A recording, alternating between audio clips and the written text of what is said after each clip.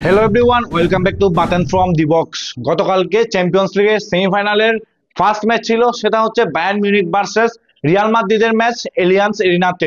আর ওইখানে কিন্তু ম্যাচের রেজাল্ট 2-2 গোলে ড্র হয়ে গেছে। আর এই যে ড্র রেজাল্টটা, ম্যাচের রেজাল্টটা, এই রেজাল্টটা আমার মতে রিয়াল মাদ্রিদের ফেভারে চলে আসছে। কারণ এলিয়ান্স এরিনাতে গিয়ে বায়ার্ন মিউনিখের বিপক্ষে রিয়াল মাদ্রিদ 2-2 গোলে ড্র করছে। এরপরে সেকেন্ড লেগটা হচ্ছে বার্নাব্যুতে।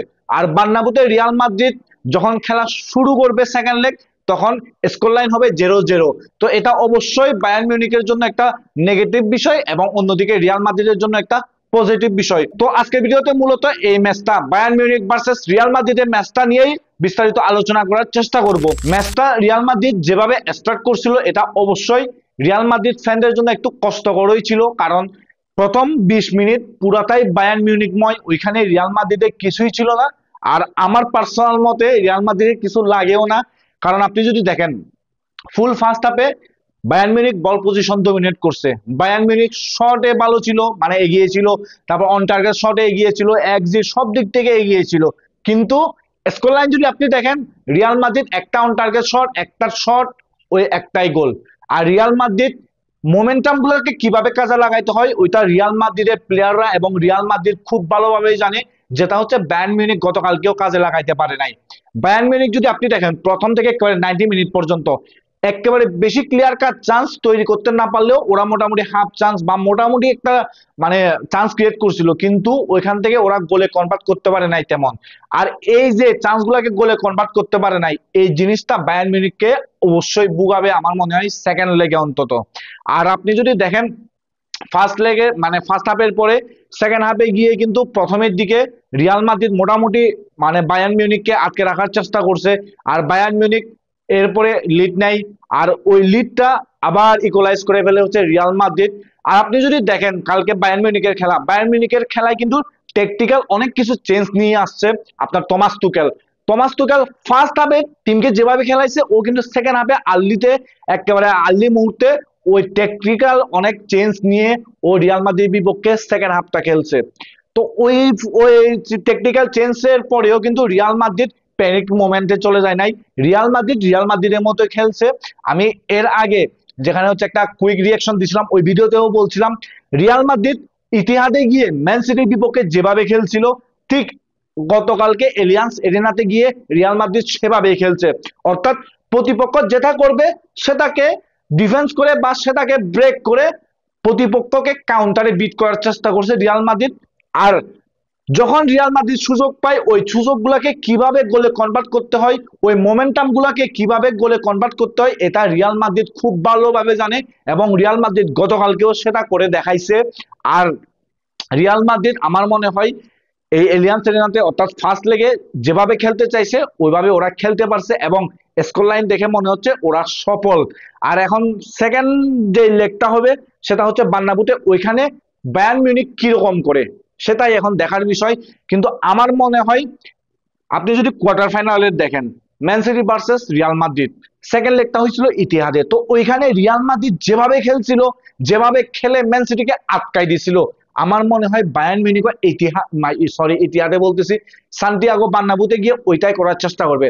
অর্থাৎ ম্যাচটা কোনোভাবে ড্র করে পেনাল্টিতে নিয়ে গিয়ে যাওয়া, মানে ট্রাইব্রেকারে নিয়ে যাওয়া। আর ট্রাইব্রেকারে নিয়ে গেলে তো দুই টিমেরই 50-50 চান্স থাকে, যে কোনো একটা টিম জিতে যাবে। আর অন্যদিকে আপনি বলতে পারেন লুনিনও ভালো করতেছে, ম্যানুয়েল নয়ারও ভালো করতেছে, কিন্তু এক্সপিরিয়েন্সের বিচারে লুনিন থেকে ম্যানুয়েল নয়ার অনেক এগিয়ে। তো ওইখান থেকেও আমার মনে হয় এক্সট্রা মানে বেশি না হলেও অল্প কিছু অ্যাডভান্টেজ পাবে আপনার ম্যানুয়েল নয়ার থেকে বায়ার্ন মিউনিখ। আর বায়ার্ন মিউনিখ ঘরোয়া লিগ মিস করছে, বায়ার্ন মিউনিখ ওদের যে আপনার ন্যাশনাল কাপ ছিল ওগুলা সব মিস করছে, কিন্তু তারপরেও চ্যাম্পিয়ন্স লিগে ওরা মেন্টালিটি দেখাই খেলতেছে। কারণ আমার মতে টেকনিক্যাল ওয়াইজ যদি বলেন, তাইলে রিয়াল মাদ্রিদের আশেপাশে ইউরোপের একমাত্র টিম ম্যান সিটি, বা ম্যান সিটি বলতে পারেন রিয়ালের থেকেও এগিয়ে। আর যদি মেন্টালিটি ওয়াইজ বলেন, তাহলে আমার মনে হয় রিয়াল মাদ্রিদের আশেপাশে থাকবে বায়ার্ন মিউনিখ। রিয়াল মাদ্রিদ যদি এক নাম্বারে থাকে মেন্টালিটি ওয়াইজ, তাহলে সেকেন্ড পজিশনে থাকবে বায়ার্ন মিউনিখ। এখন বায়ার্ন মিউনিখ সেকেন্ড লেগে খেলতে যাবে বার্নাবুতে। বার্নাবুতে ক্রাউডটা অনেক বেশি থাকবে। এই ক্রাউডে আমার মনে হয় বায়ার্ন মিউনিখ তেমন বেশি প্যানিক মোমেন্টে চলে যাবে না, কিন্তু তারপরেও আমার কাছে ফেভারিট হচ্ছে রিয়াল মাদ্রিদ। কারণ সেকেন্ড লেগে রিয়াল মাদ্রিদকে বার্নাবুতে হারানো এত সহজ ব্যাপার না, এটা ইউরোপের যে কোনো টিমের জন্যই। তো এই কারণে আমার কাছে মনে হচ্ছে ফাইনালে রিয়াল মাদ্রিদ চলে যাবে। আর আমার কাছে মনে হয় সেকেন্ড লেগে বায়ার্ন মিউনিখ চাবে কোনো না কোনো ভাবে ম্যাচটা যেন ড্র করা যায়, জিততে না পারলেও। তো ওই ড্র করে ট্রাইব্রেকারে গিয়ে যা হওয়ার হবে এটাই মনে হয় চাবে। আর কালকে কিন্তু ম্যাচের দুই টিমেই অনেক ভালো ভালো অ্যাটাক করছে, মনে হচ্ছিল যে বাস্কেটবল ম্যাচ দেখতেছি। কারণ এক টিম অ্যাটাক করতেছে, ওই অ্যাটাকটাকে ব্রেক করে আরেক টিম অ্যাটাকে যাচ্ছে। তো এই কারণে অনেক বেশি মানে ইন্টারেস্টিং একটা ম্যাচ ছিল, স্পেশালি যদি বলি তাহলে নিউট্রাল ফ্যানদের জন্য।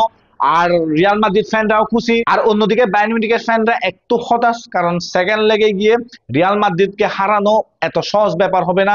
এলিয়ান্স এরিনাতে যদি বায়ার্ন মিউনিখ অন্তত এক গোলের লিড নিতে পারতো, তাহলে আমার মনে হয় বায়ার্ন মিউনিখ একটু হইলেও মানে রিয়াল মাদ্রিদের সাথে টক্কর জমাইতে পারতো সেকেন্ড লেগে গিয়ে। আর গতকালকের ম্যাচে রিয়াল মাদ্রিদের ডিফেন্ডাররা ভালো করছে, কিন্তু তারপরেও আমার কাছে মনে হয় সেকেন্ড লেগে স্পেশালি রুডিগারের পাশে ইদার মিলিতাওকে প্রয়োজন। ইদার মিলিতাও যদি থাকে সেকেন্ড লেগে, তাহলে আমার মনে হয় রিয়াল মাদ্রিদ আরো একটু এক্সট্রা অ্যাডভান্টেজ পজিশনে চলে যাবে গা।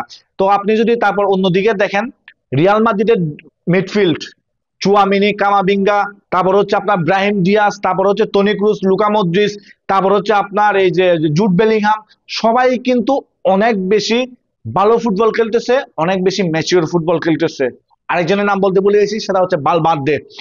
আপনি যদি গতকালকে দেখেন চুয়ামিনিকে একেবারে ম্যাচের শেষের দিকে গিয়ে ওকে আপনার সেন্টার ব্যাক পজিশনে নিয়ে আসা হয়েছে, তো ওর জায়গায় আনা হয়েছে কামাবিঙ্গাকে।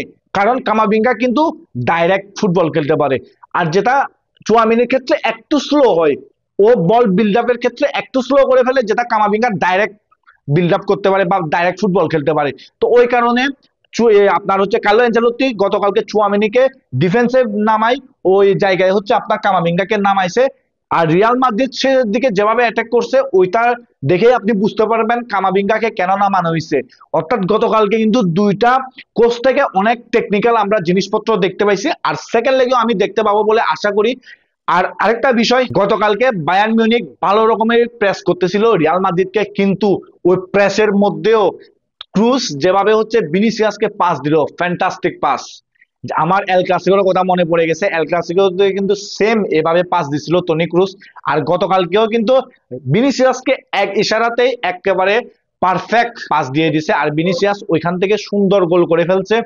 আর গতকালকে কিন্তু আপনি অন্যদিকে যদি দেখেন আপনার হচ্ছে বায়ার্ন মিউনিখের জামাল মুসিয়ালা, তারপর হেরিকেন, তারপর কিমিক, ওরা যথেষ্ট পরিমাণ ভালো ছিল।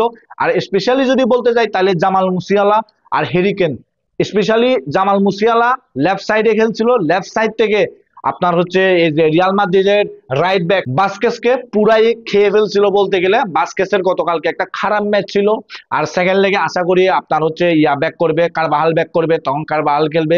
কিন্তু সত্যি কথা হচ্ছে জামাল মুসিয়ালার পারফরমেন্স গতকালকে ভালো ছিল। আর তার সাথে হচ্ছে হেরিকেনের পারফরমেন্সও গতকালকে ভালো ছিল। এখন হেরিকেনকে নিয়ে সমস্যা কি হয়, মানে সমস্যা বলতে কি, মানে হেরিকেনকে কেন মার্ক করা যায় না, কারণ হেরিকেন হচ্ছে হালান্ডের মতো না।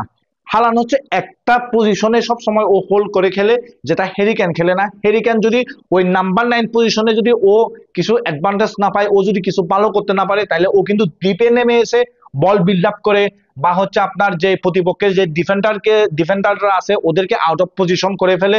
তো ওই সব কারণে মূলত হেরিকেন একটু অন্যদের থেকে আলাদা, অর্থাৎ মানে হালান্ডের থেকে আলাদা। যেটা আমরা হচ্ছে আপনার লেভানডস্কিকেও দেখি, লেভানডস্কিও নাম্বার 9 পজিশনে কিছু করতে না পারলে ও হচ্ছে আপনার ডিপে নেমে আসে, বল বিল্ড আপ করে, বা ওই প্রতিপক্ষ ডিফেন্ডারদেরকে আউট অফ পজিশন করার চেষ্টা করে। তো ওভারঅল যদি বলি তাহলে গতকালকে দুই টিমেরই খেলা ভালো ছিল। আপনার বায়ার্ন মিউনিখেরও খেলা ভালো ছিল, রিয়াল মাদ্রিদেরও খেলা ভালো ছিল। কিন্তু রেজাল্টটা যদি কথা বলেন তাহলে আপনি অবশ্যই বলতে হবে যে রিয়াল মাদ্রিদ একটু হইলেও অ্যাডভান্স পজিশনে আসে এখন সেকেন্ড লেগের জন্য। এখন কথা হচ্ছে সেকেন্ড লেগে কি রকম করতে পারবে বায়ার্ন মিউনিখ, ওইটার উপরে অনেক কিছু নির্ভর করতেছে। আর সেকেন্ড লেগে রিয়াল মাদ্রিদ যে ভালো খেলবে এটা একেবারে 100% শিওর। এখন বায়ার্ন মিউনিখ বার্নাব্যুতে গিয়ে সেকেন্ড লেগে কি রকম পারফরমেন্স করে ওইটার উপরই ম্যাচের রেজাল্ট নির্ভর করবে। তো গতকালকের ম্যাচটা নিয়ে আপনাদের কি মতামত সেটা আপনারা অবশ্যই কমেন্ট বক্সে জানাবেন। That's all for today, see you again, thank you everyone, piece.